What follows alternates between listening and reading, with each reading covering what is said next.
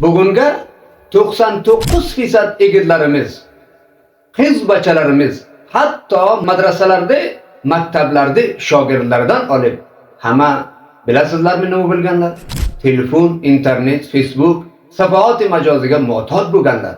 Fudarelar shakllar, taryoki shakllar muhtoj bo'lganlar, o'zlaridan bexabar, o'zlarining holatlaridan xabar yo'q. Namoz va ibodat va toat ota-onaning haq-huquqidan bexabar qolganlar. Hamma shu safahatlarga telefon, internet, Facebook, gemga masruf. Yigitlarimizni o'zlarimiz bugun qo'l oyog'idan olib jahannamga tashlab o'timiz. Bu robitaga biz sizlar, otalar, onalar, kattalar mas'uliyatimiz bor. Bizlar shu zaminani avlodlarimizga, egitlarimizga, bachalarimizga, qizlarimizga muhayyo qilamiz. Bizlarning mas'uliyatimiz bor.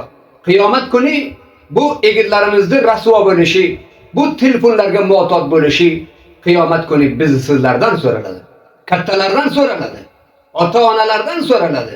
Har kimiki zindagiga, ro'zgorga katta kishi qaror topgan shundan so'raladi degan afrodlar uchun.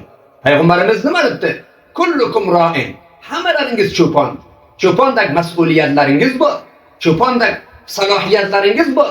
Misliki cho'pon mardumlarda qo'ylari robitasiga mas'uliyati bor. Bir qo'y agar gurk yerdak bo'lsa, afg'on bo'lsa, ayog'i sinsa, ojil egasiga xabar beradi. Ya'ni mas'uliyati bor. Payg'ambarimiz kattalarda, mas'ullarda, rais famillarda cho'pon xitob qilganlar. Ya'ni cho'pondak mas'uliyati bor.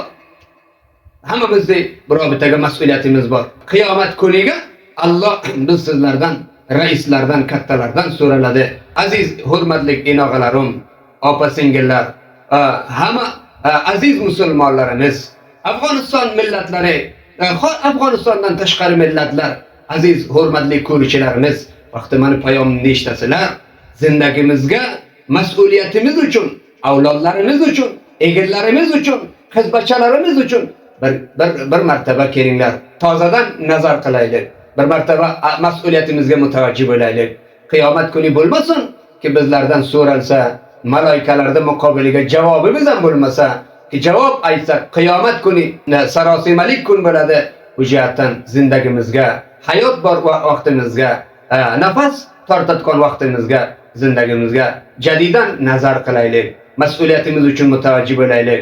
Avlodlarimizni, egillarimizni, qiz va bachalarimizni bugun bu xaroblikdan, bu tabolikdan qo'llaridan olaylik, bularni nijot beraylik.